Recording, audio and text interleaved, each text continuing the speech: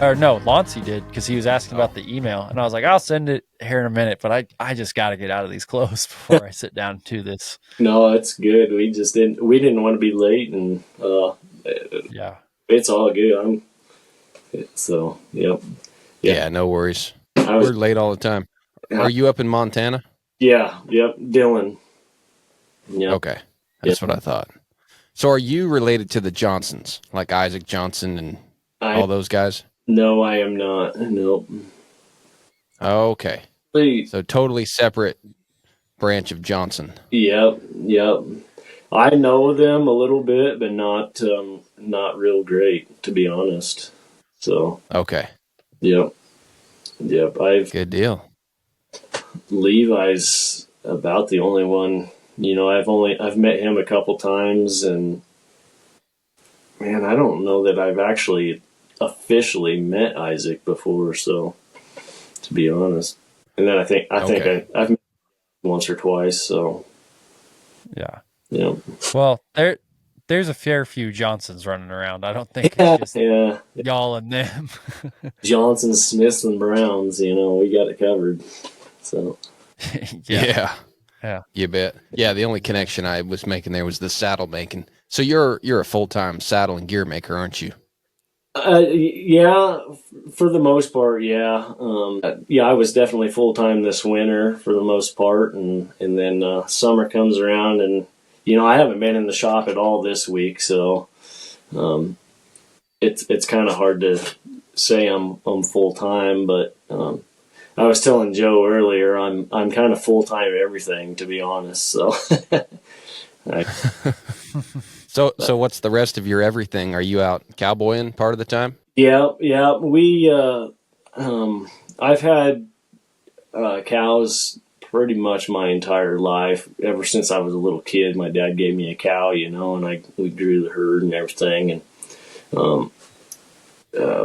we had cows there back in Nebraska, and we sold them and rebought some cows out here, So I don't think we were even I don't think we went a month without owning cows, But we actually sold them off this winter, and this is the longest stint in my life. I've not had cows since I don't know, I was 10 or something. I don't remember how old I was when Dad gave me that first cow, but yeah. So is it? That's interesting. Is it? Are you like getting the itch to buy some more cattle, or has it been a relief that like, oh, spring's coming in, and like I don't have this to-do list to go through? Yeah, both. It's kind of heartbreaking not owning cows a little bit, but at the same time, I didn't have to take care of them all winter long, so I got more saddles, so and I wasn't out in the elements quite as much, so that was kind of nice. So I bet. Yeah, a good friend of mine, he's got some money and kind of was in a different business. Oh, I think we've got a great delay this time. I'll just keep talking. A friend of ours, he's got some money and he had another business, and he came into the cowboying thing, and he wanted to be a cowboy, and he found out pretty quick he wanted to be a rancher and not a cowboy. And basically what he meant is he might even own cows, but he doesn't want to act like he owns cows most of the time. Just on paper and, maybe once in a while. Yeah. There's a distinguishing line between the two, kind of, so for sure, but I don't. Yeah. So, before you got on here, Ben, Loncey was telling me he started his saddle making business at 17, right? Is that when it started? Yeah, that'd been pretty close. It would have been 2008, and I'm 34 now, so whatever that math comes to, it has to be pretty close to that. Yeah. And had you been like, did your family, anyone in the family do like any sort of leather work, or you'd been exposed to it earlier, or what kind of like put you on that path so early? I basically just No, I don't. I don't have any family. I'm the only one that's gone on this venture, and it kind of started with, just having a little time and being bored. And I was always ambitious, and young and wild and running around the ranch and shooting things and always getting in mischief, but I would get kind of bored, and anyways, I'd go out to the barn and just start fixing some of the tack that might have got broke or something, a bridle that got broke or whatever, and then it came to a point where I needed a pair of spur straps, and I'm like, I was looking at a pair my dad had, and they were just out of harness, and there was no stitching on it or nothing. It was just, well, I was like, heck, I can do this. So I went and bought a chunk of leather and cut myself some spur straps, and boy, I made them so good I actually still use them. So that's cool. I can't seem to quite wear them things out, but it just evolved from there. Yeah, and so you were dead set on, I want to do that for a living? Well, no, I mean, I always wanted to be in ag, but my dad had a ranch there in North Platte, Nebraska, and I got 3 siblings, and it just wasn't big enough to sustain all of us if we all stuck around. And I've always just kind of been one to choose and create my own path in a way, and it just happened and developed, and it was a backup plan. I was always tried to be a little bit smarter about things. If ag didn't work out, I could do the leather work deal, like I said, I was rodeoing. If I got hurt rodeoing, broke my leg or whatever it was, maybe I could still pound on some leather and make some money. So, Yeah. What were you doing in rodeo? Were you riding rough stock, broncs, or bulls? Yeah, I rode saddle broncs and bulls. Okay. Started out, I don't know how old I was, but started out riding sheep, and it developed from there, and started riding calves and then steers and then bulls, but from the time I got on that first sheep to the last bull I got on was 17 years of rodeoing. So wow. Yeah, it sounds like you I can kind of identify with that feeling a little bit, where I'm trying to open this bottle of beer, and I sat down without a bottle opener. Anyway, it's ticking me off. Anyhow, but you kind of remind me of, like, sometimes I felt like in ag, it's a great calling. It's something I love, to be around horses and cattle, but I like to produce stuff as well. And even though being in ag is production, sometimes things start feeling slow, and you just want to go see something happen. You want to start on a project this morning and have a product by this afternoon. And so you're not necessarily restless. You're just like, you want to see something start to turn over a little faster. Yeah.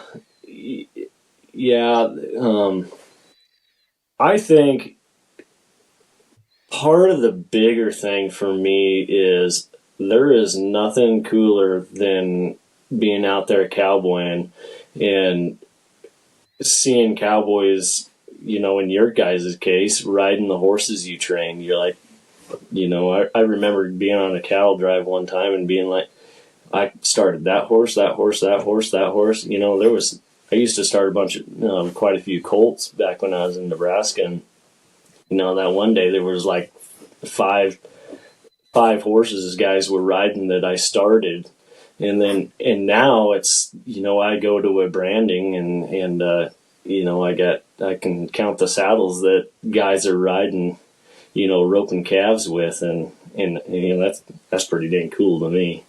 So it's, I can see that. And that would be a pretty good feeling. I hadn't thought of it quite the same way in terms of training horses for folks, but other saddle makers we've had on here, we've asked them that about, whether or not they like seeing their gear get used, and they're like, absolutely. And I don't know if you know Kerry Schwartz, saddle maker up there in Salmon, Idaho, but he made me something. He made me this bridle, and I busted it. And I felt so bad. I had only had it about 5 months, and I called him up, and he said, "Yeah, send it in." Yeah. And then, a couple weeks Yeah, later, he sent it back in I a know. thank you note with it. And he was so tickled that I had used it to the point that it busted. And I was like, dang, I hadn't thought of it that way. He was like, man, you put that thing to work. Oh yeah, it's I I actually haven't met Carrie. I mean, Salmon's only a couple hours from me. I've seen him, but I have not. I've never had the chance to actually meet him, and I'm terrible about putting myself out there and going to meet people or talk to people or something. I see him and might wave or something and just move on my way. But as far as using stuff, most of my clientele are working cowboys, and I love it. That's why I'm in it. Is because I want to build them something really awesome and something that they're stoked about. And the first day they have it, they go saddle up a horse and just go rope the biggest thing they can find. I don't know. Thrills me. Yeah. So I just this afternoon. Here's a good question for you. Go ahead. Man, I'm sorry. Our delay is so bad. I'm just gonna have to time it better. But I was going to ask you along the lines of that. Are you kind of an inventor too? Like, have you seen anything where you've been like, man, I can not only make this bigger and stronger, but I can invent something better for these guys? Because in my experience around this, I haven't seen a ton of like recent new inventions. A lot of stuff's very traditional and passed down. Yeah, I do a little bit. I tend to think outside the box just a little bit. I don't want to be like so modern. I do have quite a bit of traditionalist in me, but that being said, I'm not afraid to think outside the box and do something a little different. I've definitely tried to create my own style a little bit, and do things the way I do things just a little bit different than all the other makers. When you look at my saddles, you're like, I want someone to look at it and say, yeah, it's a saddle. But you look a little closer and it's built different than, the majority of the saddles out there or something, and I try to build them strong, real strong, lightweight, and in ways that they're not going to fail. So, Yeah. Mm-hmm. Is there a way you could maybe even to the layman they don't understand, but like a saddle maker could see it? Like what's a detail or kind of a signature you feel like you have on your saddles that would set you apart from someone else who is kind of in this custom handmade saddle industry? Well, the biggest thing is I build a lot. The majority of my saddles are all in-skirt now. Okay. And I spent several years kind of figuring. I had this idea in my head, but it's not easily done. It's not all that hard to probably figure out and to build it. Could you explain what in-skirt means, just for the people listening? Yeah, so on the bottom of your tree, you got your skirts with the sheepskin on them, and then like most of your wades are going to be are flat plates. So that's two pieces of leather glued and sewn together with the hardware in it that your ladder goes around, right? And that's screwed on top of your bars, on top of your tree. The inskirt is you eliminate one of those layers of leather and you incorporate the skirt in the top layer of the rigging together. You glue them together and sew them together and rivet your hardware in there. So, and then the tree is sandwiched between the two layers. So your skirts, still go underneath, but in the rigging still goes on top. But essentially, you eliminate one layer of leather.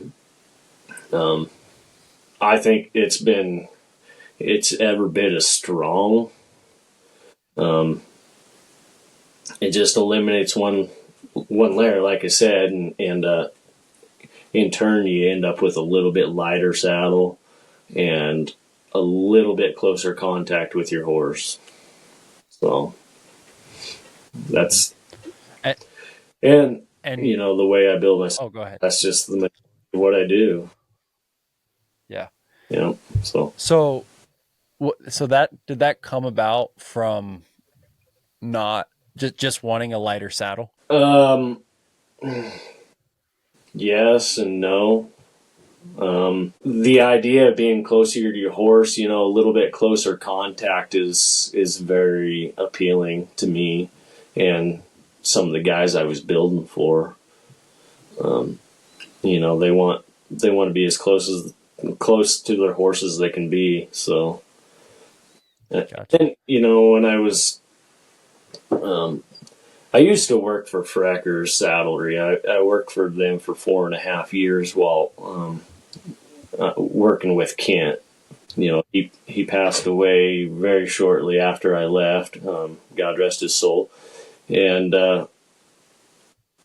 we dealt with a lot of trail riders or women, some elderly type women that wanted really lightweight saddles. We dealt with that a lot there, and I took it in a different direction, kind of. I wasn't ever real big into the lightweight thing, to be honest. I kind of ended up failing on satisfying the customers in the lightweight saddle department. I'm kind of known a little bit for building stuff heavy and thick and whatnot, but yeah, not like my. Okay. So can we talk about the lightweight saddles a little bit? Like for instance, yeah. I think they want them lightweight because they have a hard time carrying a heavy saddle, right? It's for the human, not for the horse. But when it comes to making a lightweight saddle, what's the biggest thing that you're cutting weight on? Because I've always wondered about that.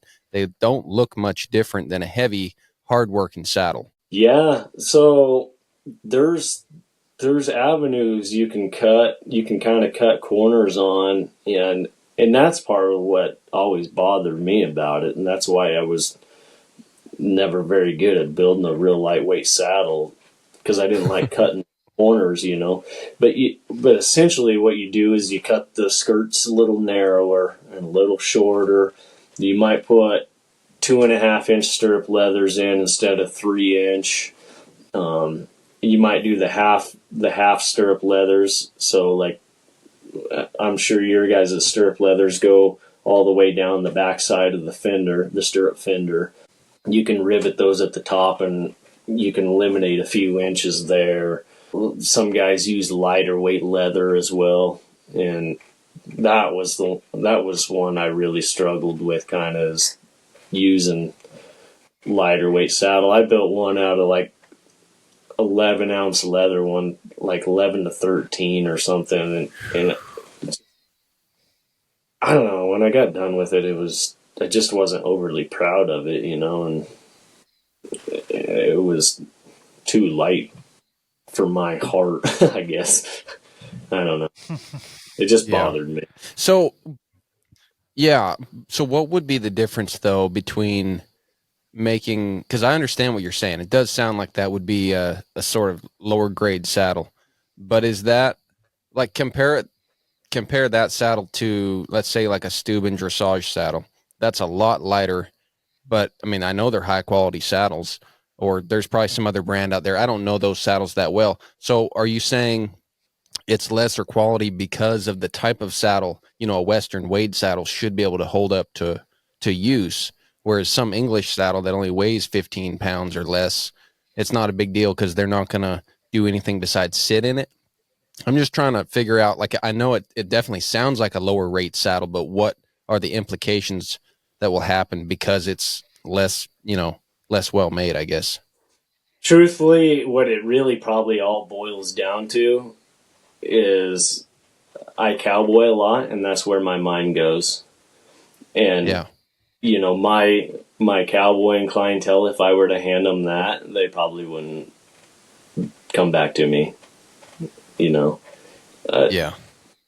It's just lighter weight. Yeah, that makes sense. Roping cows and bulls and branding, and I got a client that rides every single day for all days. He'll wear a saddle out in 5-6 years. So, if I were to hand that to him, he wouldn't like it probably. And so I think that's the big is where mine goes to. If you're trail riding, they're perfectly fine. They're going to hold up. Yeah, they ain't going to wear them out. I guess that's what I was getting at. Yeah. Yeah. So like if some lady bought it as a trail riding saddle, she's going to be all right, but it's not, it's not a quality, hard working saddle. So like at the end of the day, when it's all said and done, how much weight are we talking about that's getting shaved off for a light saddle versus a full size, heavy saddle? Oh, I don't know. Say 8 to 10 pounds, maybe. That's not that much, is it? It's not that much, really. It's 8 to 10 pounds or 5 pounds, but no, sounds like an extra 5 minutes in the gym every week. Probably solve that. Just kidding. Yeah, I would just rather build the best product and not worry about cutting weight and cutting. Yeah. Well, at that point, if you don't, if you're not going to, it's not going to be a using saddle and you're trying to cut weight. I mean, why do you even have a horn on it? Right? Like, why are you even riding in a weighted saddle to begin with? Well, and that's the thing too that's always bothered me is I have heard like, oh, they're never going to rope out of it. Yeah, they're not going to rope out of it until they sell it to the next guy, and he does. Exactly. Mm-hmm. And some up and coming horseman that's looking for a good deal and buys a $25,000 or $3,000 saddle. Someone doesn't know what they have on Facebook, and he's out there tied off on a bull, and snap. That concept always bothered me, a little bit. So yeah, that makes sense. Yeah, I wouldn't want. So something else about the Frecker saddles I wanted to ask you real quick while we're talking about the trees. Yeah, go ahead. I think I'm talking over you, Joe. But you're fine. The trees, didn't Kent kind of cut the seat into the shape of the tree versus a lot of other saddle makers start with a tree that just fits horses and they build a seat onto it? Yeah, he certainly tried to start that dish in the bars a little bit. Yeah, there's definitely tree makers out there that do not do that. They got big old thick bars back where your pin bones sit, and then there's other guys that I would argue have taken that mentality as well, and kind of cup that out a little bit and get that narrowed up. But that was Kent definitely did do that, and he always said that from day one. A good ground seat starts in the tree, and he's absolutely right with that. Yeah, because that's what I was wondering. If when you left there, if you have continued to do a similar thing with your trees now, or if you're using a more traditional, conventional type weighted tree to build your saddles on.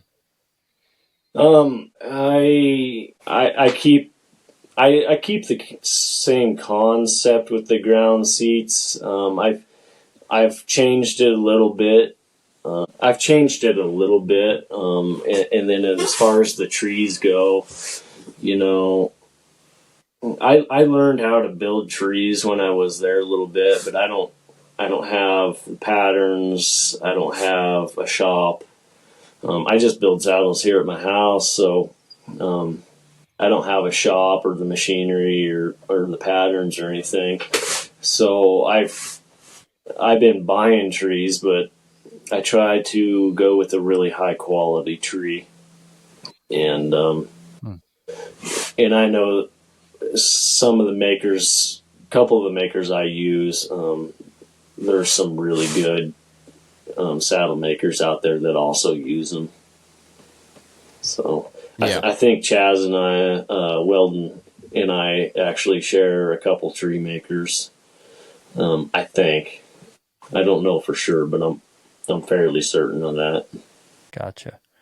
Well, so that's something that always really interests me. And gosh, you talk about a rabbit hole, like talking about saddle trees, right? Like It's there's a very pretty much everyone has an opinion. So yeah. let's, I'd love to get it from your perspective, right? Because yes, you're a maker, and so you've got this wealth of experience building the saddles, but then you also, you know, you're building saddles for people that are really using the saddles, and you also cowboy and use your saddles. Mm-hmm. So, you've got some real world experience there too, which there are other makers like that, but it, in my opinion, I feel like that would help, right? As opposed to being a guy who's just a shop guy. Um, what what to you makes a high quality tree? Like what when before you started using these guys, how did you decide like, yes, I want that saddle tree because I think this guy makes good trees? Like, what was that criteria? Yeah. Excuse me. Yeah, talk about a rabbit hole. Um, that's yeah. You you know, obviously good wood, using good wood in one, good rawhide and or fiberglass. I've been building a lot on fiberglass trees here lately. I really like it. They seem to, the fiberglass trees actually cut a lot of weight. I didn't think about that earlier in our lightweight conversation, but that rawhide is actually pretty dang heavy when you cover them trees in it. Rawhide has been proven, tried and true for generations. The one thing I don't like about it is it's always stretching. It's always drying down and getting tighter, right? And you can wear those stitches out, or if you end up in torrential downpours, or you end up in a river or something, whatever, that rawhide can get wet, and it can do funny things when it gets wet. I don't know if you guys have ever had any rawhide gear that's gotten wet and it's kind of changed shape in a way, and it dries down different. That's always kind of bothered me. And, essentially, if you got that thing wet enough, that wood can soak up the water, and over time it can warp, Yeah.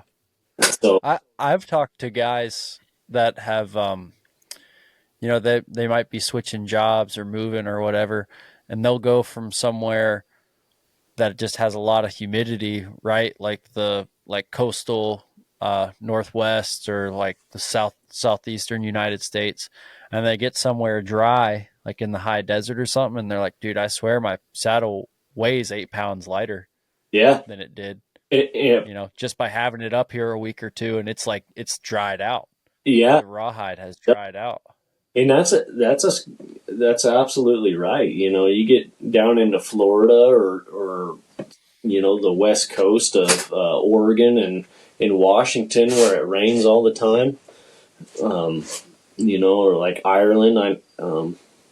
We may have some mutual friends over there. I don't know, but they got to run a humidifier in their dehumidifier in their tack room year round and dump it almost daily just sucking the water out of the air to try and keep their gear dry, So that can play some funny things on rawhide and wood, for sure. Yeah. Where the fiber, it's essentially waterproof.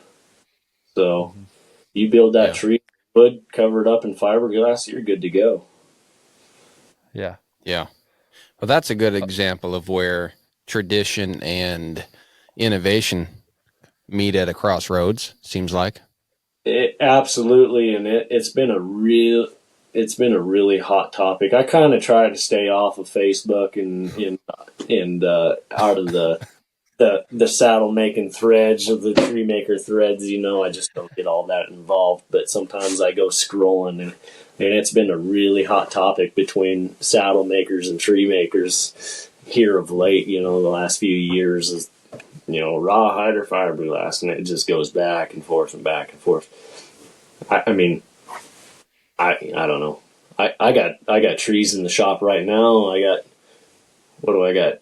I got 2 of them covered in rawhide and 2 of them covered in fiberglass right now. So I don't know.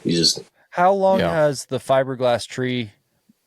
How long would you say it's been around? I don't know, boy. I know when I was rodeoing back in high school, 2006 to 2009, I remember seeing some bronc saddles covered in fiberglass, or some real old. I don't know if you guys ever heard of like Hereford saddle trees or not. But I think they were. Sorry, I gotta plug my thing in, but I think they were covered in fiber. Okay. Well, because I agree with you. The rawhide trees have been tested for generations and generations, but at some point, say we get another 15 years down the line or whatever, there's got to be someone out there who's been cowboying on a fiberglass tree for a decade, right? Without assuming without any problem, right? Like, at what point are we like, yeah, this works, even though it's not maybe what your great grandfather wrote in, but it's been tried and true for someone's cowboying career here in the last 10, 15 years. Yeah, I think fiberglass got a little bit of a bad rap at the start because it would essentially chip out and crack, and I don't know, it'd get almost like old and deteriorated and kind of like chip away and fall apart a little bit. That being said, I mean, we're in 2024. It's come a long ways in innovation now. As far as resins and in threads, there's so many different types of threads out there now too. It's different combinations of fiberglass, and I know there's a product called Negra. It's waterproof. They use it in like I think like wakeboards or oh shoot, I just went blank on what they're called, but yeah, they use them a lot in water type sports, kayaks is what I'm trying to think of, and those things. Really we had a cedar strip canoe. Oh yeah, we had a cedar strip canoe. It was built in Canada, and it had rawhide braided seats, but the bottom of that canoe was covered in fiberglass. And it kind of reminds me, it's one of those topics where there's so much traditionalism behind the rawhide side, but there's a lot of pride in it. Like, I think there's a lot of guys that just feel good knowing there's rawhide on the tree. It's sort of like, I don't know if you're familiar with like jewels and gems and things, but I did a little studying on diamonds over the last year, and there's a whole debate between having a genuine diamond or having a moissanite. And I mean, moissanites are cheaper, they're prettier, they're harder. Like, there's so many things about a moissanite that are great, but even me, and I know a lot of other people, they'd rather have a diamond. And sure. It's just because like it's a diamond. It's like tissue paper or Coca-Cola. It's a name, it's a brand, and it's a thing, and you feel really good. Yeah. And your lady has a diamond on her hand. She doesn't have a moissanite. But from what you're saying about fiberglass covered trees, example. I would be interested to hear a good debate outside of traditionalism, a good debate against a fiberglass tree, because I'm not hearing one yet. And I have rawhide on my tree. I mean, it's cool. It does feel good to have a rawhide tree, but you're kind of selling the fiberglass thing. And like I said, we've had canoes and boats, and I've fixed a lot of stuff. I mean, fiberglass is industry standard for a lot of applications, much under a lot more stress than a saddle tree. Yeah, exactly. I'm with you on the rawhide thing. It's, it always feels better to be in a using natural products, especially, being a cowboy. You're like, man, I raised this cow and it fed my family, and we took the hide and covered this tree in it and built a saddle on top of it so I can ride my horse and raise more cattle. That's kind of a cool concept to think about, and a little bit that way. But yeah, I don't know, the fiberglass deal, it's pretty hard to beat, really. Yeah. Well, yeah. So here's another thing. Oh, that's interesting. The trees. You said your main clientele is like working cowboys, but the other thing that's the rabbit hole on the trees is, how is that tree going to fit my horse? Right? Yeah. And it's like, oh my gosh. Like I have a bachelor's in industrial engineering, and I have done a lot of higher education mathematics classes, but then you listen to guys talk about saddle trees with angles and lengths and the bars here and the shape here and this curvature and all this, and it's like, holy crap, this gets so convoluted so quickly. And I mean, in my experience, to be perfectly frank with you, every tree maker and every saddle maker has like a different take on it. So it's like there doesn't seem to be any sort of consensus on like, yes, this is good, yes, this is bad, or like some people are like, use this tree, this is a tree for every horse. Some people are like, well, I've got 3 different types of trees and will fit, 99% of horses with one of these 3 trees, or, and it just like, holy cow. And it's like there's never an answer, right? You can say whatever you want because it's like there's no standard to be judged against. And for me personally, because I'll get clients ask me about that stuff because they're like, you ride all the time, what kind of saddle trees you like? And I was like, look, I just take the horse, just ride him every day. And if I ride him every day and 2 weeks go by and he's starting to get sore, maybe I need to use a different saddle on him. And I've got more than one saddle, so I have the luxury of doing that. But I have no advice to offer people as far as saddle fit or what to get a tree, or as far as a tree or anything like that. So I'd be curious to hear your 2 cents on it, if that's something you deal with, trying to talk to your clients, where you stand on the whole deal. Yeah, absolutely. I know where you were going with that, and that's a venture I've been going down. I'd give the guy a shout out. I don't know if they want to be shouted out at this time or not, but that's something I've really been trying to work towards. It's a growing pain thing. For the majority of it right now, I've found that a certain bar width and degree fit the majority of the horses. And given that the majority of my clientele are working cowboys, they ride many different horses. So I usually pretty well go with the same bar width and angle for the most part. We will venture out from that, and man, one of my clientele that rides every day, all day, ended up with a saddle of mine. Well, it was a little bit wider. Absolutely love the saddle. but it wasn't fitting his horse as it wasn't fitting the majority of his horses like he needed it to.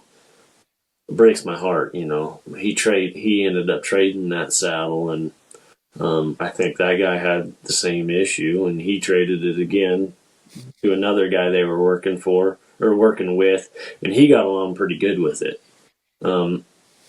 So I've always said that us saddle makers kind of set ourselves up for failure in a way. You know, you start messing with trying to fit a particular horse, and you get that accomplished, and then that horse dies, or they, for whatever reason, they sell the saddle to someone else, and then all of a sudden it doesn't fit their horses, and guess whose fault it is? It's mine. You know, oh, that guy builds saddles that don't fit. Well, no, he built a saddle that doesn't fit yours, but, you know. Yeah. So. Well, yeah. And something, too, I've noticed is, gosh, they might buy it for a horse that's 4, and then by the time he's 9, his back looks completely different. Absolutely. Yeah. And, yeah, they change. And so that the other venture, you know, I've been working towards and trying to work with a couple different guys is, you know, that tree that fits that 90% of the horses. You know, they don't fit the extreme wide, and they don't fit the extreme slab-sided. And it's a pretty interesting concept, and a pretty new concept that most saddle makers don't either know about or care about or haven't caught wind of it yet, you know. And luckily for me, we have some mutual friends, you guys do, and me, and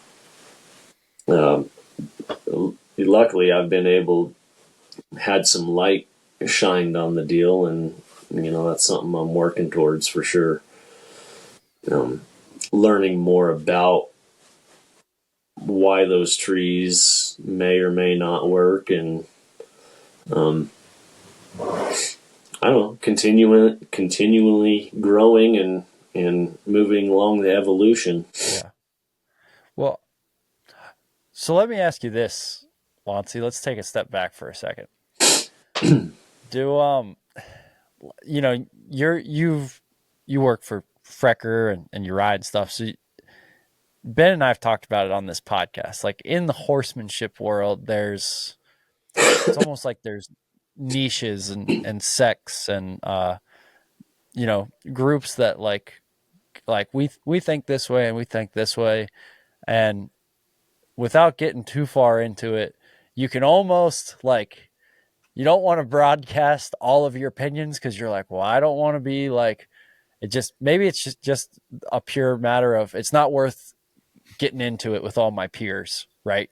Expressing all my viewpoints, which is something I totally appreciate. Like, is saddle making a similar deal where it's like, oh yeah, it's kind of a brotherhood and a camaraderie, but if you really start like getting into the weeds and sharing all your opinions, you might just end up be taking more flack than it's worth to share all your opinions. Yeah, it can certainly be that way for sure. You know, there's some saddle makers out there that, and again, I really play the introvert, and I just hide in my little hole and build saddles and go cowboy and don't really involve myself with other makers. So, you know, I don't know them. I don't know a lot of the makers personally. You know, I know of them, but I've never seeked them out and introduced myself or anything. I don't mean to be rude or disrespectful to them or anything. You know, it's just I'm a busy man and just mind my own business mostly. And but I see certain makers, and they're great friends, and they're always exchanging ideas, how to do this and how to do that, and which is, I guess, great. And then and then all of a sudden you be like, well, that don't make sense. You need to do this, or you need to do that, or this is the problem. And no, that ain't the, yeah, it, yeah, it can. So,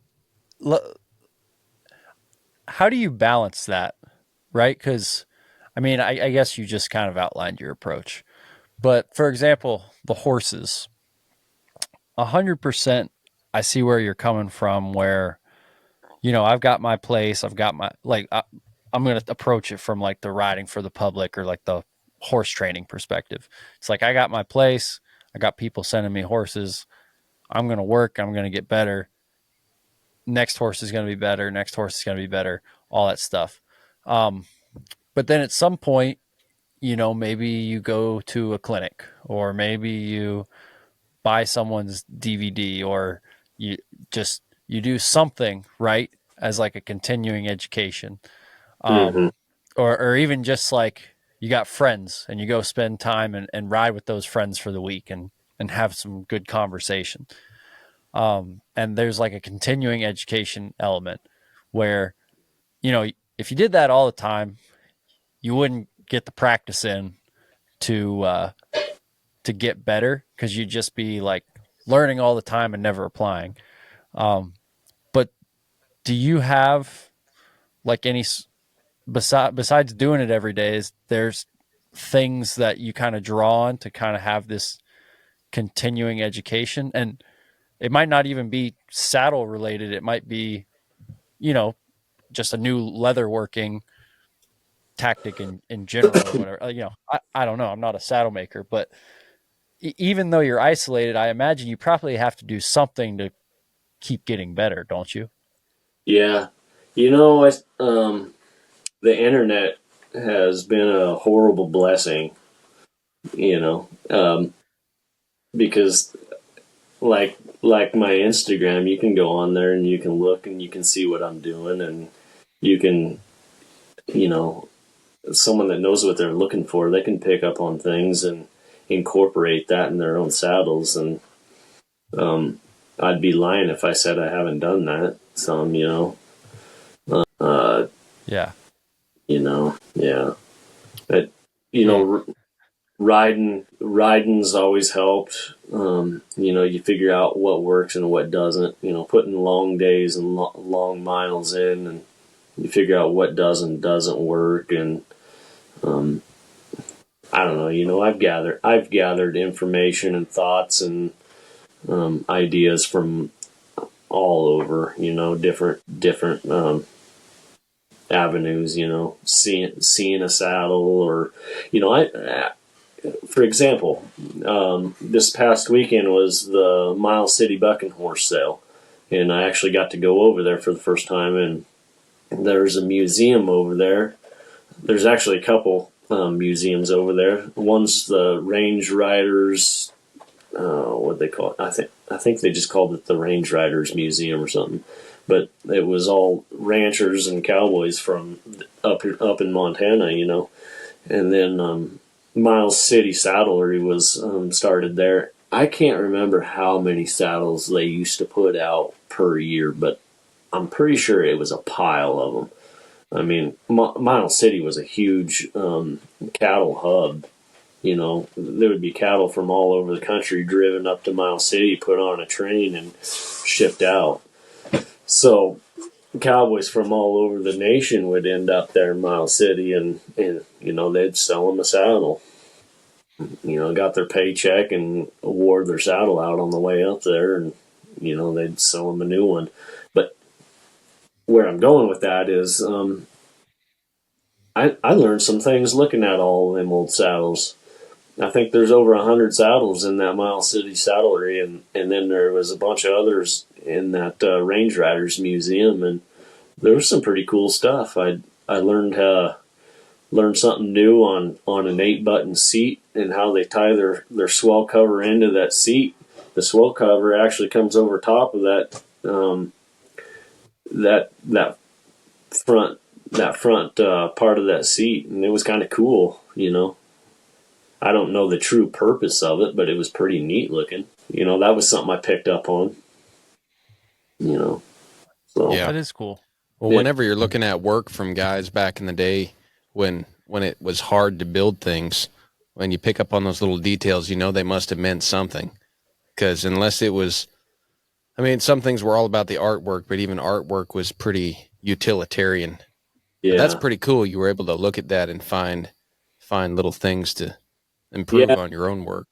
Yeah, I got a tree ordered for myself, and hopefully it'll show up someday. But um, anyways, I sit here and roll around ideas on in unique ideas and things I want to do in my own saddle, and kind of a little outside of the box. And one of the things I wanted to do on it was an 8-button seat, but I'm going to do it in my own way, in a way that I've never seen done before.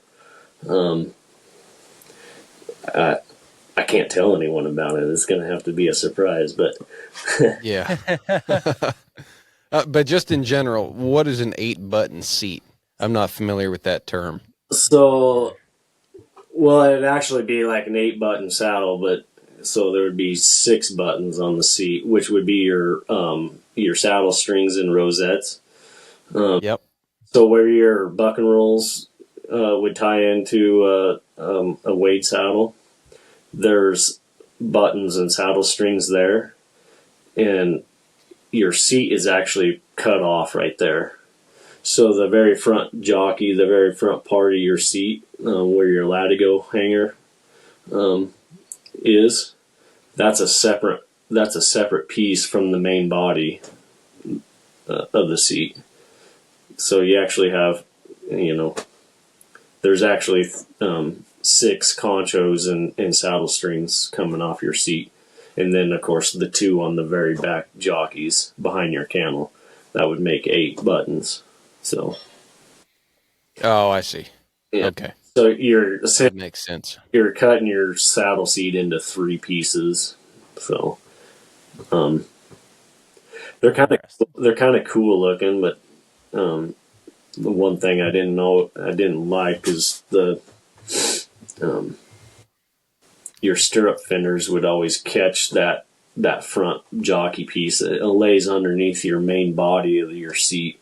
Your front jockeys would always catch the tip of that and roll it up over time, and you'd end up with a lump under there, and it always bothered me. So I'm going to do it my own way and kind of create something a little bit new that I've never seen done before. So, and then I'm going to do the cantle binding in a way. I don't know if you guys seen them cantle bindings. They got the silver lace, Yeah. kind of. Yeah, and it's kind of pulled down, and then in between the silver lace, it sticks out a little bit. Yeah. I'm gonna do the same concept, but I'm gonna do it a little bit different. I'm not gonna do the silver lace. It'll be a little more streamlined looking.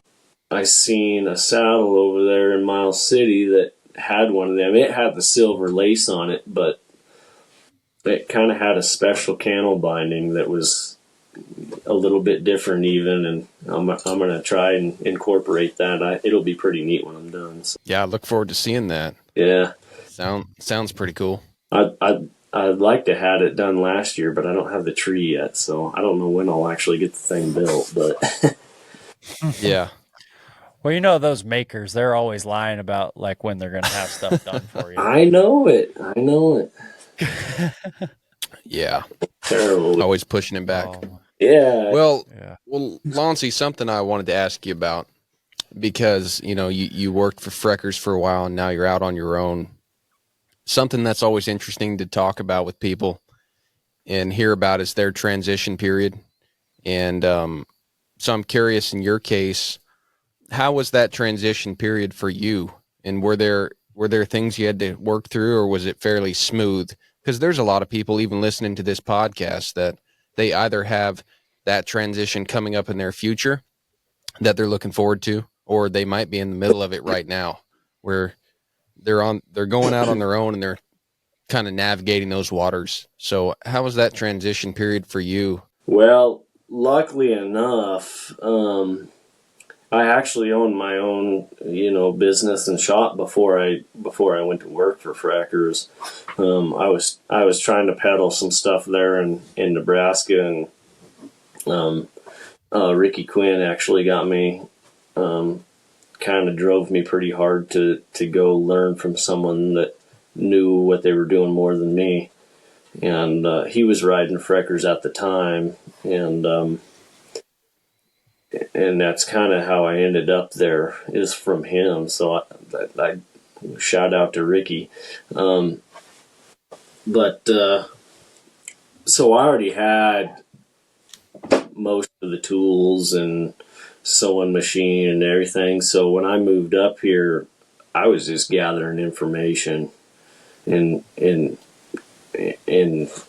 building. We had full intentions of staying with them and building saddles for them. Things change sometimes, and I went out on my own, and through Cowboying, I got one order and then two orders, and boy, I filled my books way faster than I thought I would. I always had a pretty good reputation when I was there at Freckers, and certain guys seeking me out specifically to build their saddle when I was there, and it took off pretty easy, really, and the growth wasn't that big of a deal to me, really, but maybe not the answer you were hoping for or looking for. I don't. Well, typically, we're looking for the answer that's true to you. So I think that fits in that case. Yeah, that's how your life went. Yeah. As far as your schedule and stuff like that, how far out do you take saddles on your books? Well, so currently I'm booked out through 2027, and I actually quit giving dates to guys. I have a whole list of guys with their name, phone number, email address, and everything. I'll bet I could fill 2 or 3 years past 2027, but that's so far out there. I mean, I don't know what's going to happen. It's just so hard for me to schedule that far out. So what I'm doing right now is I'm working down my list. I'm gonna, get a little bit closer to the end of 2027, and then I'm gonna hit up my list of people that want on the list, the official time date list. I'm gonna start working from the top, and I'll fill 2028 and 2029, and try and do it that way. And I don't know if it'll work or. But well, like in most other industries, if you were booked out that far, that's the point where you would start hiring people and building a bigger place. But in your industry where you're an artisan, it's like up to you. And so I'm always curious about that, because guys will say, yeah, I've got 5 years worth of people on the books. And I always wonder, like, do you really have them on the books, or do you just mean that you have the business out for 5 years? Because I can imagine if you had someone locked in the books, 4 or 5 years down the road, there's a lot of time between now and 4 and 5 years from now. And so that makes sense. You would keep their name and number, but you don't necessarily lock them in down the road that far. Because I imagine that can get pretty hectic, and then you have people canceling, and then you're trying to figure out how to juggle that around. Yeah, that's exactly it. I'll call up guys from time to time and say, hey, I don't take deposits, but like 6 months out, right? Because I don't want to be responsible of however many people and their money. Once I take a deposit, I owe them something, and so I don't have deposits out through 2027. I just have their name, and I kind of have a date associated to those people right now. when we get a little bit closer, I'll contact them, within 6 months of build time or something, and I'll contact them, make sure they still want their saddle, because I have had people cancel, and at that point, I just go to the next person on the list, right? But yeah, there's a lot that can happen in 5 years. They may not even be riding by the time I get to them or something, So it's maybe I won't. I don't know. Yeah. What Yeah. what if something happens to me tomorrow? It sure could, but I don't. Yeah. Yeah. So I don't know. Yeah, that makes would sense. be Then a if you've pile of got money to be deposits out for responsible several for. years, yeah. Yeah, exactly. Yeah. It's like you got debt with a bunch of folks. And I know there's saddle makers that have gotten in trouble doing that in the past too. Oh yeah, you went on the list. I need a deposit, and that was them officially getting on the list. And all of a sudden, they got deposits for people, out so many years, and what happens is you end up spending that money, and all of a sudden you run out of money, and you can't afford to buy materials to build their saddle, and it's just a money flow thing, and you'll back yourself right in a corner. And yeah, boy, that scares the heck out of me. I don't want to be in that spot. So Yeah. yeah, But I absolutely. mean, it's got to I'm be a pretty. little bit of job security though, knowing you're booked out, right? Yeah, yeah, Yeah.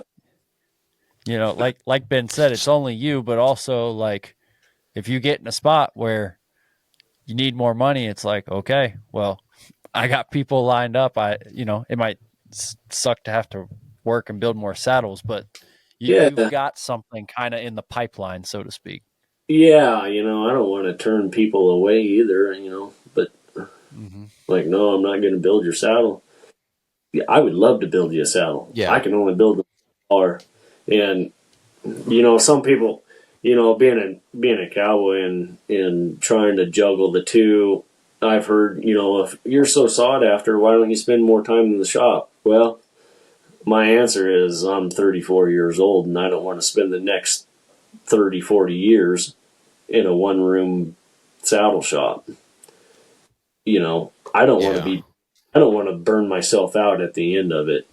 I'm still young enough.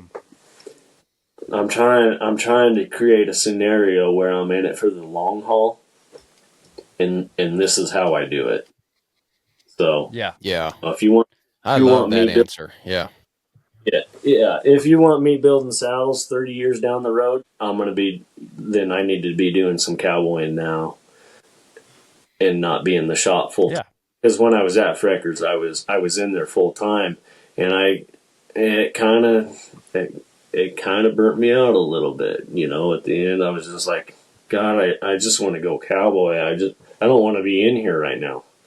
I want to go ride my horse. I want to Yeah. go have out some cows and doctor some sick ones, or whatever. It's like, so I learned something very valuable in that 4.5 years, and it was that, find some diversity right now while I can. So Yeah. Right. Right. And I mean, like something we talked about with Kerry Schwartz was it was more about a like a form versus function type discussion, but he was talking about like if you needed to make a building to fit this many people, you just make like a big concrete, like Eastern Bloc style, like concrete building with a bunch of apartments in it, right? It's like, okay, we've got that and it can do that, but is it livable, yeah, right? And so it's like, yeah, if you just want to be really good at saddle making and make as much money as possible and just kind of like maximize everything, it's like, yeah, get your nose in a ground seat and just work 80 hours a week for the next 30 years, right? Like that's how you do it. But that's not sustainable. exactly. It's not sustainable at all. Yeah. You'd go crazy. Yeah, and I've kicked around the idea of trying to hire someone, or thank God I have my wife hired. she takes care of all my books and the internet and inventory and stuff, and she tries to do some tack, and she does all the running around, and if we got a horse that needs to go to the vet, she usually takes care of that, and so praise the Lord for her. Yeah. But past that, as far as producing product, I thought about, kicked around the idea of hiring someone, or like hiring someone to make some of the smaller items, breast collars. And I kind of tried to stay away from that stuff, but I found myself, I have a hard time saying no. Someone asks if I can build them a breast collar. Yeah, sucker me in, I'll do it. So, so I thought about trying to find someone to do that. The problem I have right now is my shop is pretty small. It's only 11 foot wide by 23 foot long, so I have it filled. Yeah. So I don't have room for anyone right now. And not only that, but I'm not in the shop every day. So how do I manage that? Haven't figured it out. Yeah. Yeah. So. Yeah. There's a very large amount of trust that goes into someone else helping to produce something that ends up with your brand on it. Absolutely. And then convincing the public to purchase that product, knowing it's not you, or Mm-hmm. Yeah. But I mean, that's something. I don't know about the saddle deal, but it can be done, right? I mean, like, we've talked to Rain Cow Horse guys, and someone sends them a horse, and they've got other trainers like starting the colt and then riding the 2-year-old or whatever, and then they might get it to a point, and then they can go ride the horse, and shoot, sometimes the assistant shows the horse, and then the client is still happy, right? And it's all under their umbrella. Yeah. And I'm not saying that that's the exact same as the saddle making deal, but there are sort of artisan things where that can happen, but you have to really set up a good system and have that trust. Yep, you're place. exactly right. It certainly can be done. And, at some point it might be. I might, we might do something like that. And I've thought about it for sure. Just not, I just I haven't quite figured out how to do it. And boy, we'd like to do a little expansion up here, but man, land is just so crazy expensive right now. It's I don't know. Everyone, especially in Montana. Oh, it's wild. Yeah, I think Yellowstone has cursed us in that segue. Yeah. Everyone. Yeah, absolutely. Everyone wants to live the dream, and boy, it costs them. They all want to be like you, man. Yeah. Well, maybe you can sell them all a saddle. But that's something I was thinking about today, actually, though, is because I am pretty particular about a lot of things that I do, and I try to be a better delegator because I tend to get in there and do it all myself. But I was thinking about it, and I was like, man, if I really want to keep the quality of what I'm trying to do, though, in order to be able to delegate this to somebody else, I've got to replicate myself.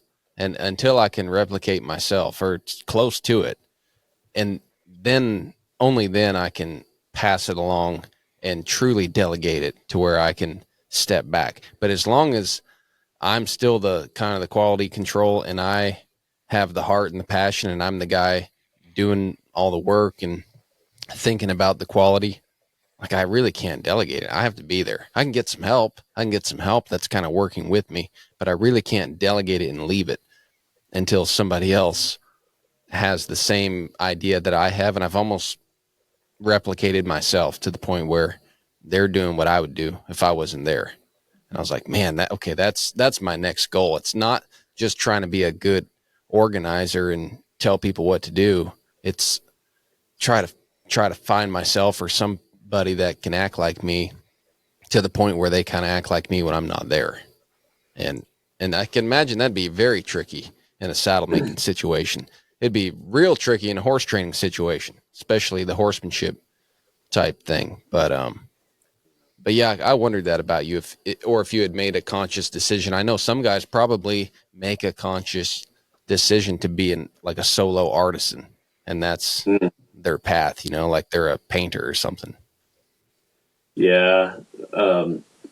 You're exactly right. I fall right into that as far as I'm so particular on how I do things and why, and sometimes it might not even be why. I just want it done that way. It's just Yeah. yeah. If you could replicate yourself, it'd be phenomenal in that scenario. But yeah, I totally fall right into that as well. And Yeah. my wife helps me in the shop sometimes with certain things, and you know, uh, she might help me cut out latigos and make latigos and horn wraps. We sell a lot of horn wraps, and that's kind of her department a little bit. And she does some other things, helps build some saddlebags and bridles and whatnot. And I don't know, it's been quite the journey between the two of us and our growth, because I'm so particular, and I just I work on myself, and she is her own person, and she does it her way, and I have to constantly work on that. So yeah, Yeah. Well, so I I'm glad you got brought that that up. battles, and I was like, no, we're not going there yet. Yeah. Yeah. Yeah. Well, I'm glad you brought that up because I mean, you mentioned earlier, we were talking about your Instagram and how big that is, and you said that was all because of your wife. Um, did you guys go in to marriage kind of with the plan of kind of being a team on this business, or what did it happen organically?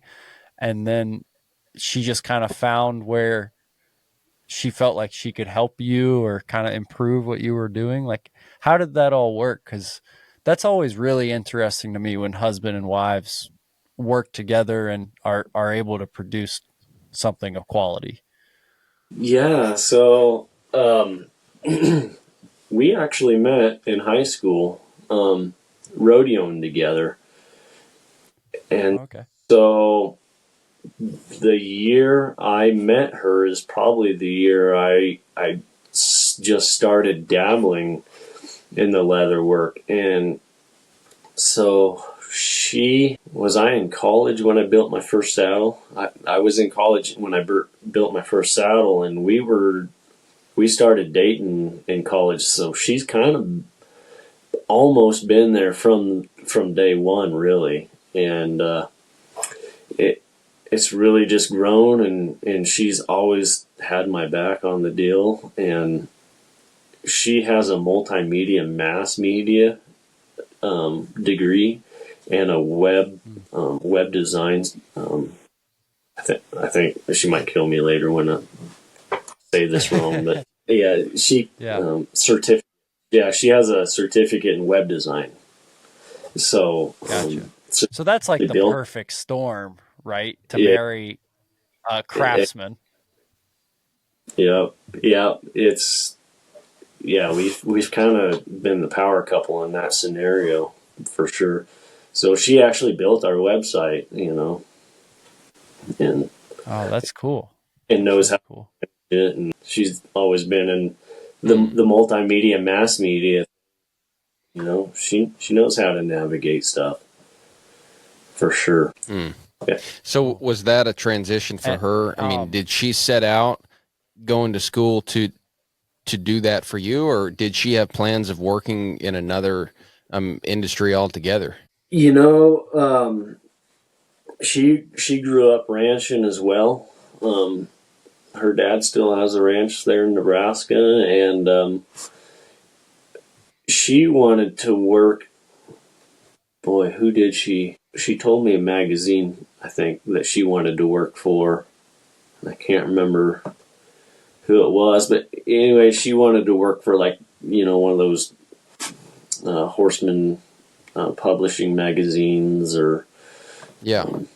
I don't think it was Western Horseman, but something like that. So that was kind of the avenue that she chose to go into, and with that in mind, and it just kind of fell in and developed to take care of and do our own thing. But initially, back in, I don't know, when she developed that idea of wanting to go that route, we weren't dating yet, so it was kind of a happen chance deal. So, yeah. Cool.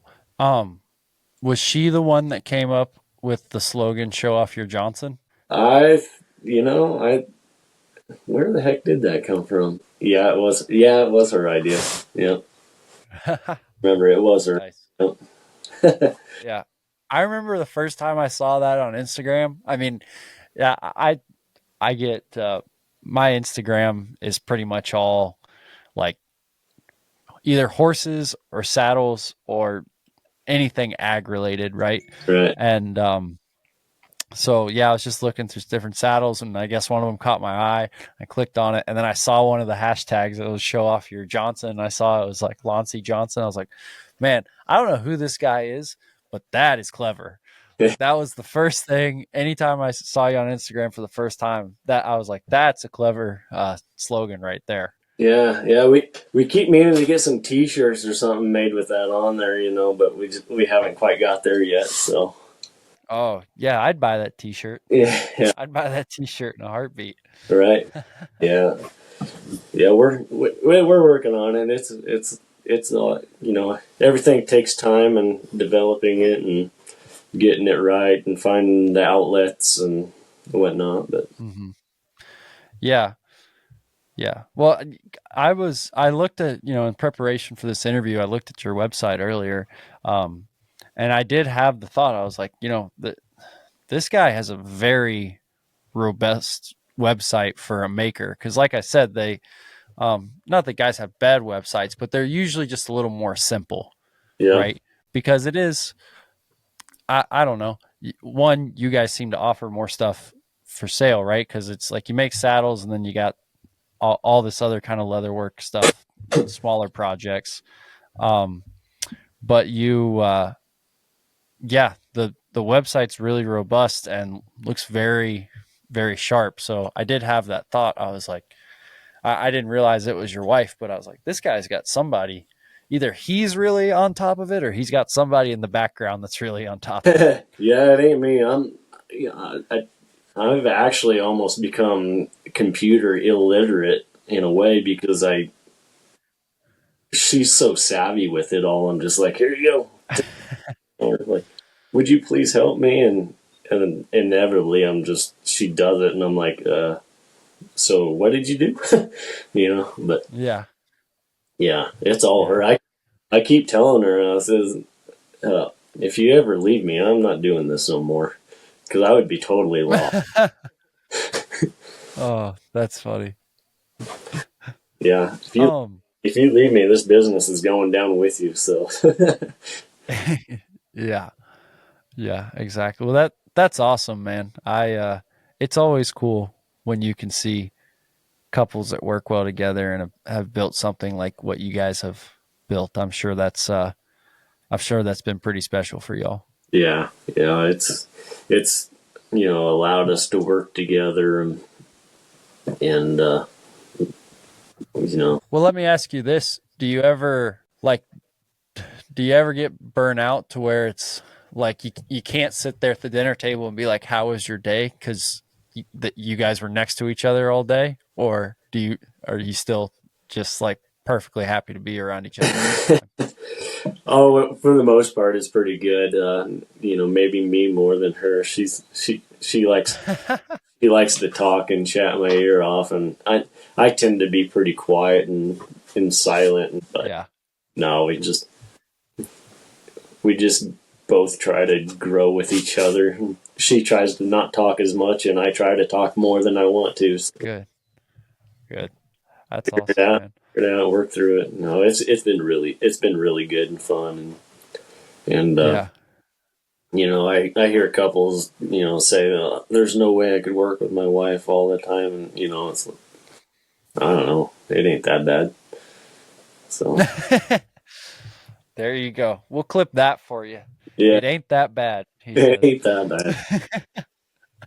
Yeah. Good deal. I, Well, one of the, I don't always, oh, go ahead. I don't always word things the way I probably should. I'm notorious, like, being real blunt and like, that was offensive. Well, I didn't mean it offensively. That's just what I said. It wasn't a bad thing. So, Yeah. yeah. That's funny. Um, one of the things I did want to touch on with you, because you're like we were talking about before, you seem you're kind of younger than most makers. Certainly, most makers that have the experience under their belt that you have. Um, when I first knew about you again, just through Instagram, and that's pretty much how I got familiar with all the makers, was just Instagram or word of mouth. Those were kind of the two vehicles. Yeah. Yeah.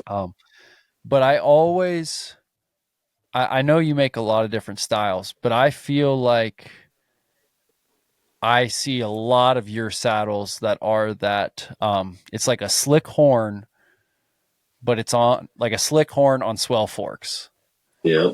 And at least in my mind, and I'm not the end all be all, but in my mind, that's kind of like a maybe a like it's a traditional style, but it's gotten a lot more popular, right? It to me, as opposed to maybe you go back to like the early 2000s and everyone was riding Wades or what have you, and now it seems like the swell forks coming back into style. But they've got the slick horns now, and they still sometimes even have some sizable horns on them. Sometimes it's a post horn. Um, Oh. I would really be interested to like hear your comments and your thoughts on kind of the evolution of the style of like the working cowboy type saddle. Like have swell forks come back, or is that just like because I see it more on Instagram now? I think that. I think swell forks have certainly come back. I think probably one of the biggest driving factors is, so, you know, like, I don't know, 70s, 80s, 90s, you had these huge ranches, right? And they all had their own cabbies. So you go to work for that ranch, you rode that ranch's horses. Well, that's changed. Most, you know, a good share of them ranches don't have their own cabbies anymore. When you go to work for a ranch, you bring your own horses, or it's a mix of horses, right? So like the ranch might have some horses, but you're allowed to bring, I don't know, 2 or 3 of your own personal horses. So guys have been doing that so that they can ride their own horses and they can develop that horse and go sell it and make some money, right? Or they can take their own personal horse and they can go to town and team rope. Or, you know, there's quite a few guys, you know, in this area that cowboy all day and go rodeo on the weekends. You know, or, you know, cowboy all week and go rodeo on the weekends, and they use the same saddle. Mm-hmm. And so I think a lot of that comes from, you know, the swell deal. No one wants to go to town and go to a team rope in a Wade, right? Yeah. I don't know. You just kind of stick out like a sore thumb type deal. Yeah, exactly. You're embarrassed, or you stick out like a sore thumb, or to have that little bit of a competitive edge. You want some swells, and I think that's where a lot of it all developed and developed from. So, it goes back to roping mostly. And I think that's the biggest aspect of it all is simply roping.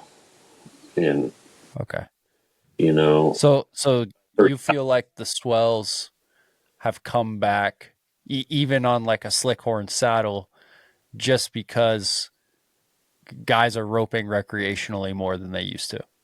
Yeah. You look at I'm going to go, just because it's so relevant, I'm going to go back to Miles City. I don't remember a single Wade being in them museums. Mm-hmm. There were none. But they didn't rope back then like guys do now. They didn't doctor cattle like they do now. I don't know. One, I don't think they had the sickness like you do now.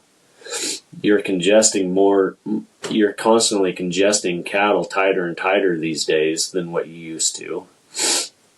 There's big, wide open ranges and cattle were spread out, and it's just like, a rancher never gets sick, but when he goes to town, he catches the bug, from the city folk.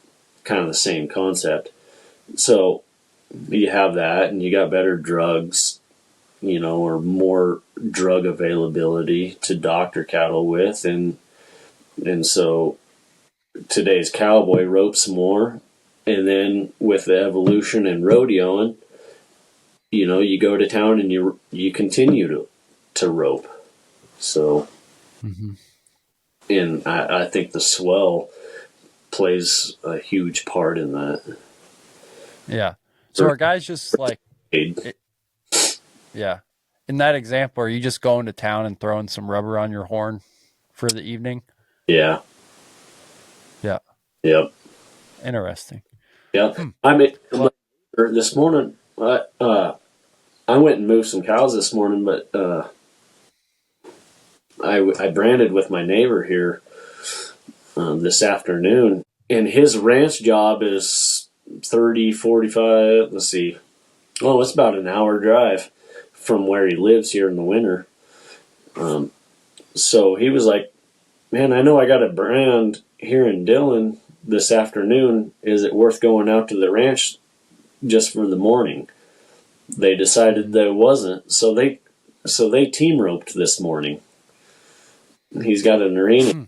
They did some team roping and trained some younger colts and whatnot. And then we went to the branding this afternoon and continued to rope. So, yeah.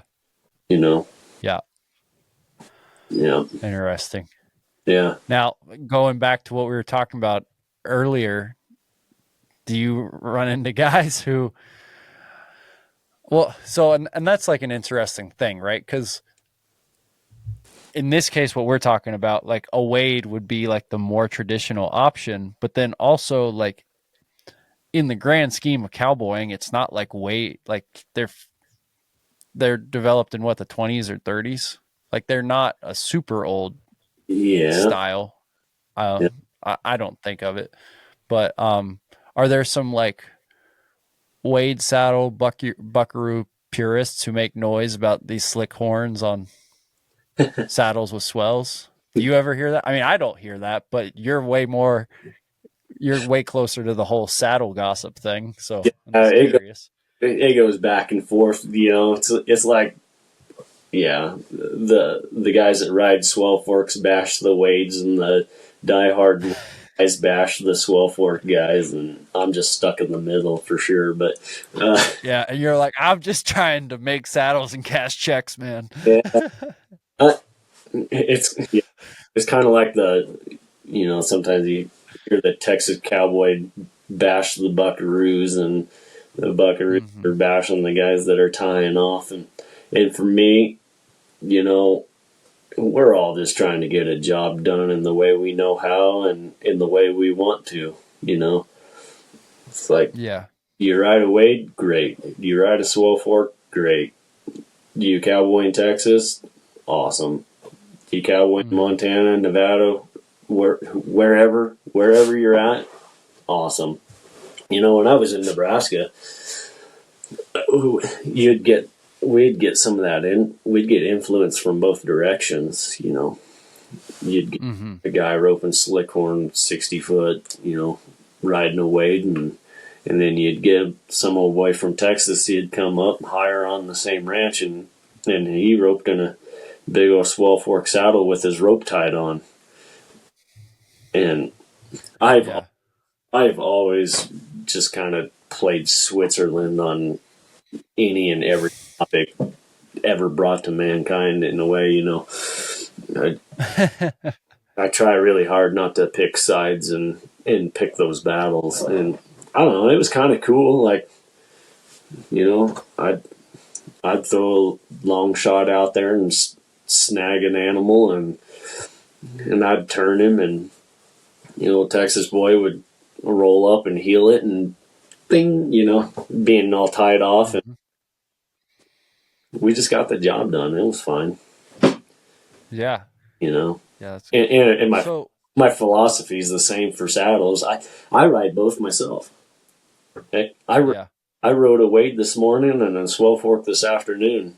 Part of that's I kind of build every style for myself so I can either show it to other people or I like to know what I'm talking about. So when someone asks me a question about riding a Wade, I can answer them. Same as a swell fork. So, do you have? Let me ask you this: do you have a preference on horn size? Because I've got saddles with kind of varying sizes of horns, and I gotta say I think I do like my bigger horns. Yeah, my philosophy on horn size is the same as a Wade versus a swell fork. I just mean for you personally. Which do you have one you like better? I really don't. Okay. I do not. I have one that's, you know, 5 inches. I don't know, 5 inches or something. You know, I'll rope and dally off on it, just like, you know, I roped out of a saddle yesterday that had a horn on it that was, you know, I don't know, 2 inches in diameter. I don't care.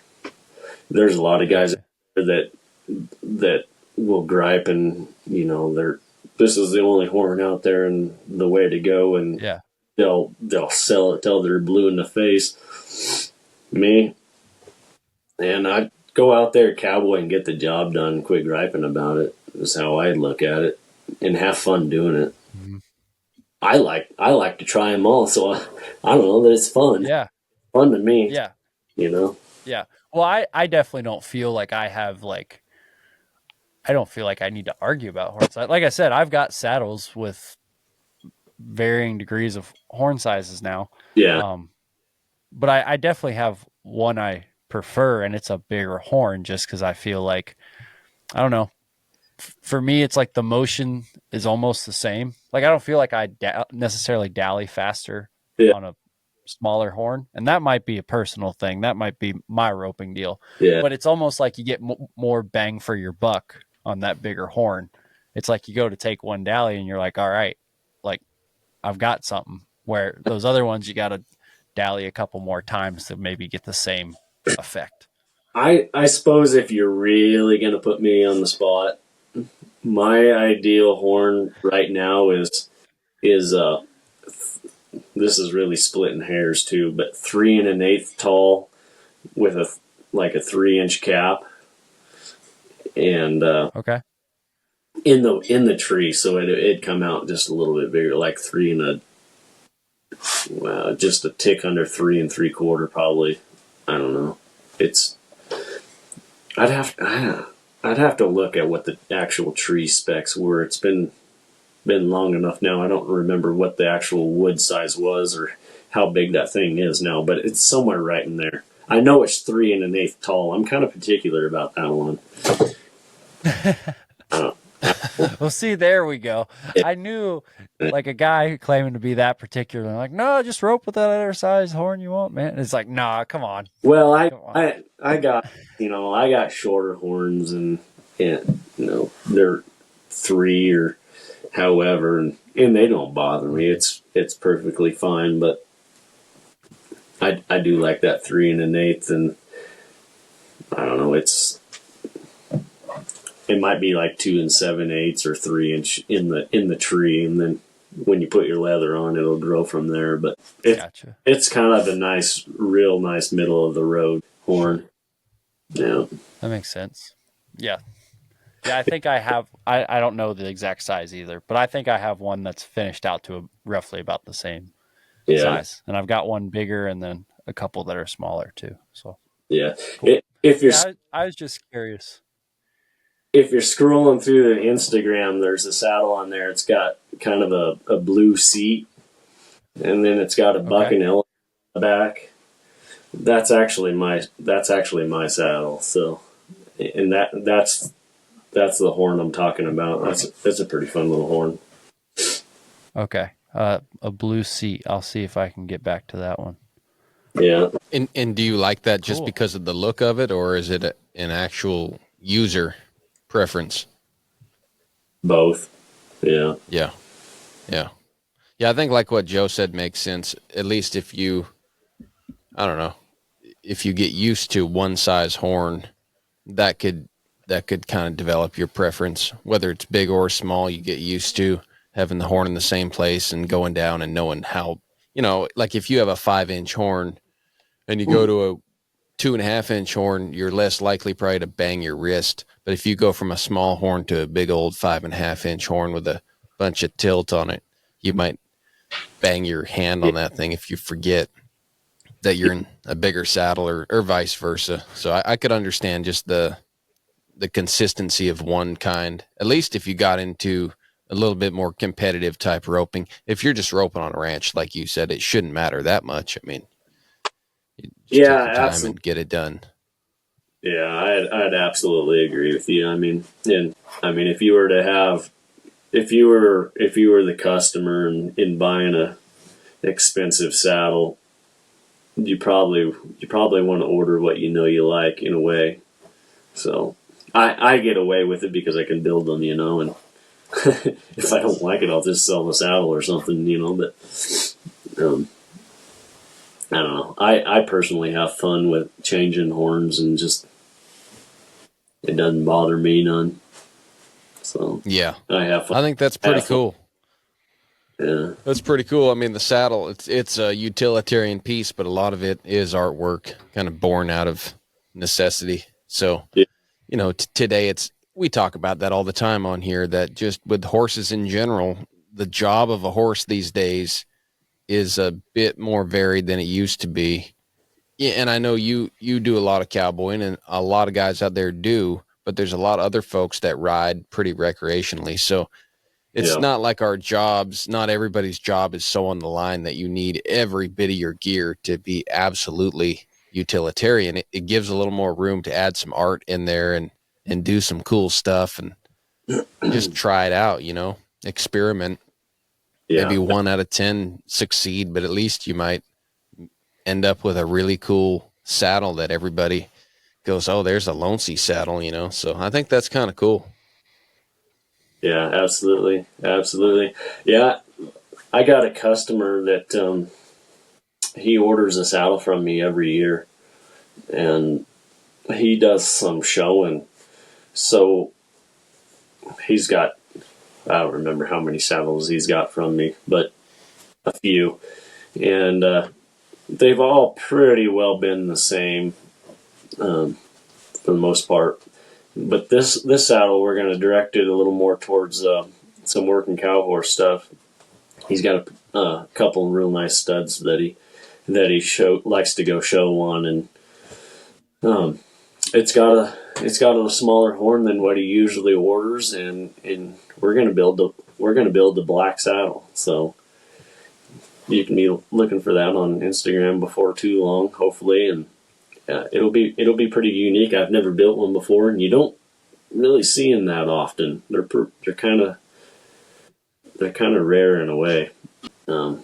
It's going to be a fun little project. You know, he's got enough saddles that we are slightly dabbling in the experimental phase. So, yeah, that's kind of a retro look.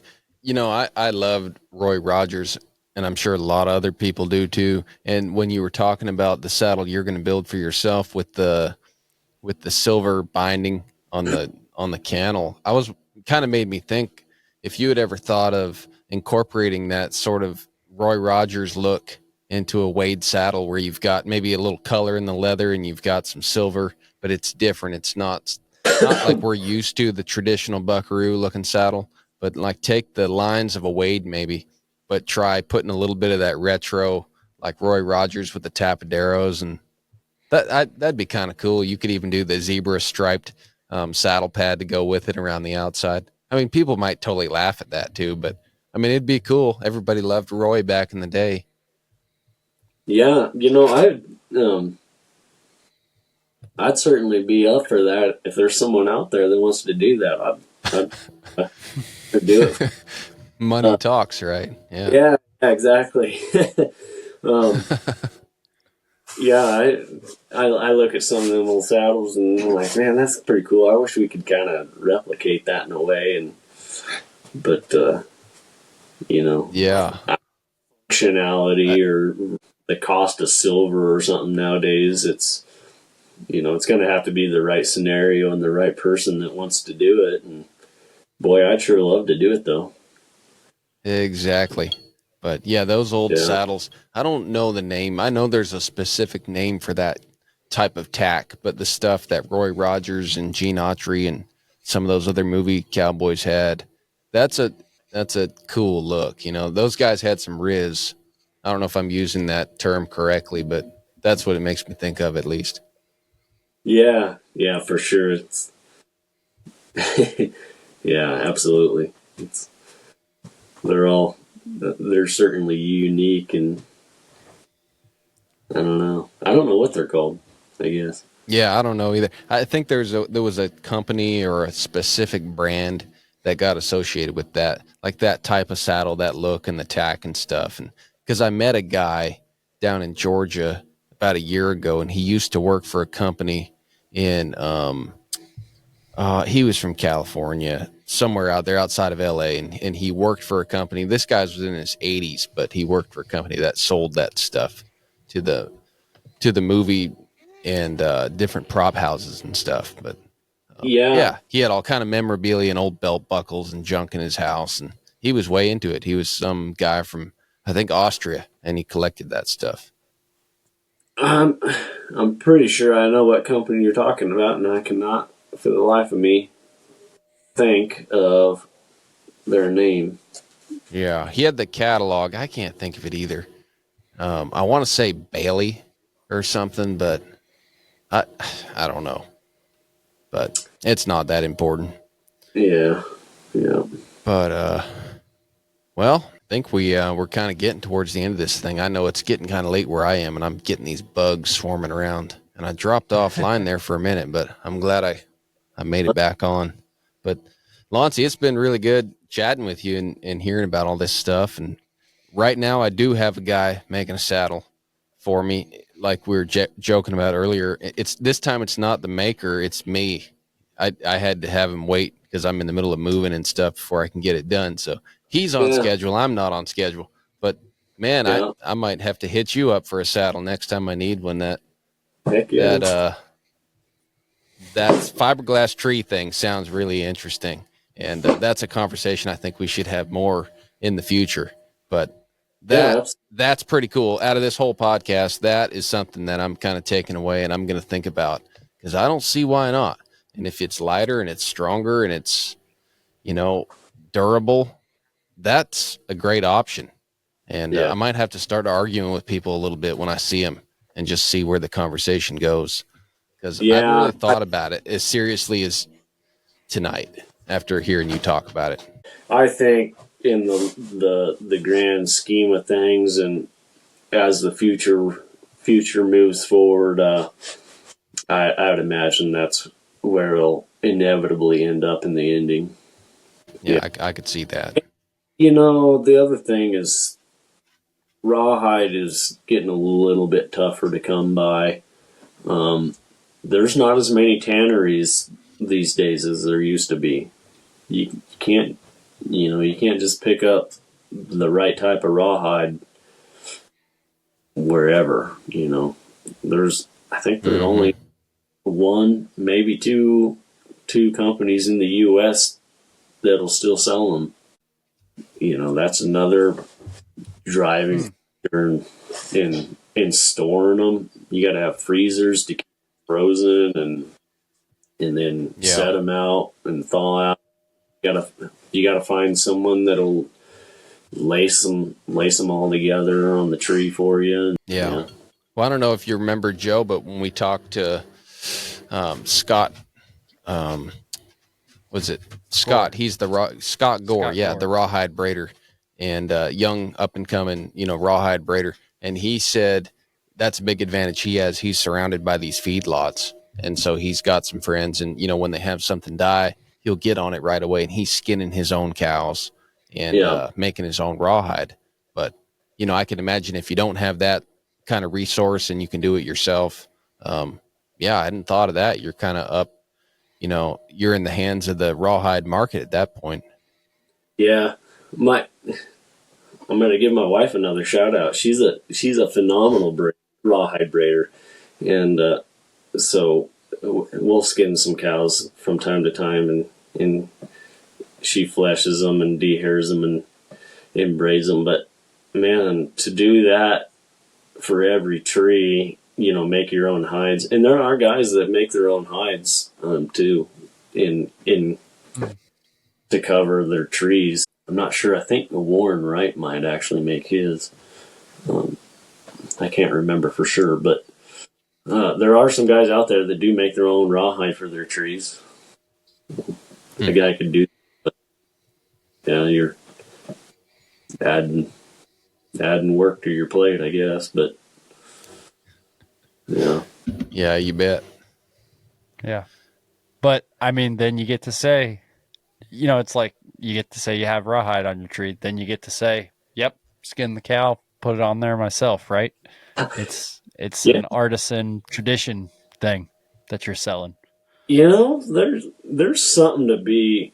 That might be something that I personally could accomplish someday, because I know how to make trees. I don't have the stuff, but I could inevitably end up with a shop and in the machinery someday and make my tree and go out there and skin a cow, and a cow that I raised even. And and my wife actually used to cover the trees at Frecker's with rawhide, so she knows how to do it. So there you go. Yeah, I think at the end of the day, it's always going to come down to, well, you're always going to have people arguing because that's fun and we're human. But it kind of comes down to, usability versus artisan, and it's like any debate, right? Some old cowboy that is way into his 6-shooter, and then, someone who might actually need their gun to work on time is going to go with like a Glock 43. And it's, so you have traditionalism versus like what you need in the moment, or the diamond thing, or any of these examples where you have tradition and a name and it's like an artisan thing, or you have like, hey, I'm doing a hard job and I need better equipment. This thing's better, so I'm going to use it. And so it'd be cool to see where that goes. But man, this has been a really awesome podcast, and I think we're about ready to get some sleep. But unless you had anything else, Joe, we can move towards the wrap up. And definitely another shout out to your wife. That sounds awesome, man, that you guys have such a good team, that you all work together like that. Because sometimes you have great couples and they're both very capable people, but they don't necessarily work together that great. So that's always cool to hear. Yeah. Mm-hmm. Yeah, for sure. Yeah. I guess the last thing Loncey, if people are listening to this podcast and then want to look you all up, do you want to plug your like your Instagram, your website, all that? Best way for people to get a hold of you if they want to get on this ever growing list? Yeah. So there's a couple things. Instagram is Loncey Johnson Saddles. Facebook is same thing. Website is lonceyjohnsonsaddles.com. Yeah. That's our phone numbers should be on those platforms as well. I actually just started Minect not too long ago. I don't know if you guys have ever heard of Minect or not. No, Other makers, that is. other makers can, other makers are just people out there that want to ask me questions, because we what happens sometimes is on like Instagram and stuff, questions or comments get flooded and overwhelmed and overlooked, and so you can actually connect and get a direct answer. You can text, or we can set up a phone call, or whatever, and I can answer questions about making saddles or how I do certain things. So yeah. Okay. Very cool. And how does somebody find that? Is that a website or something? It's an app on your phone. Oh. Yeah, you just download it. It's an app, and you can.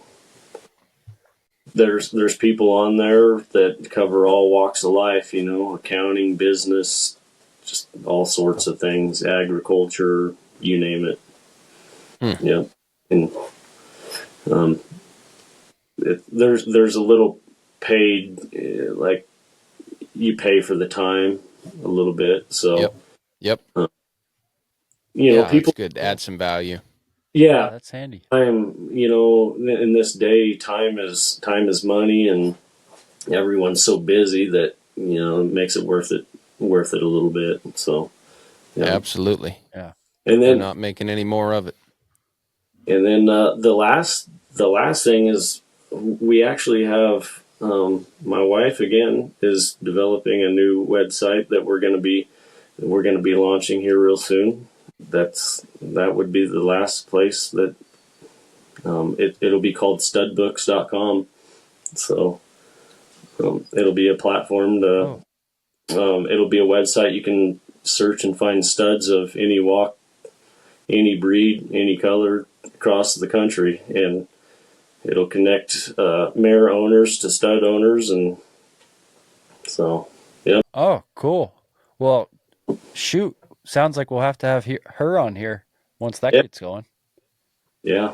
So hopefully that'd be interesting to talk about. Hopefully we'll be launching that one here in the next week or two. So yeah, we'll have a soft launch on that, and get some stud, make sure everything's running right, and then we'll launch for good. So yeah, good deal. Awesome. Cool. Yeah. Well, yeah. Appreciate the time, man. Yeah. If you come up here, it might be hard to find, but there's lots of other ways to find me. So.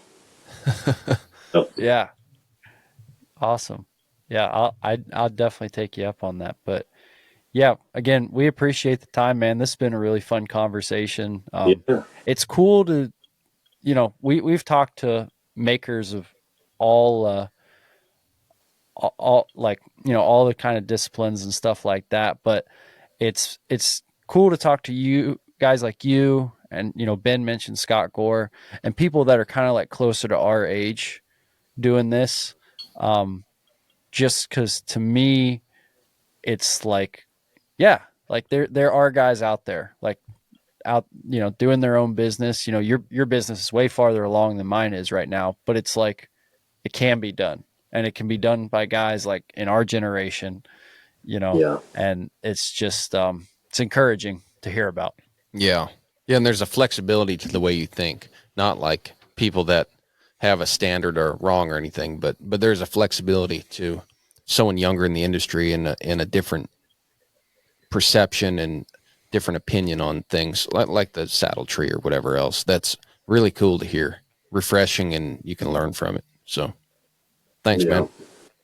Yeah, you bet. Yeah. You bet. So cool. Well, we're going to stop recording, but don't hang up. Sounds good.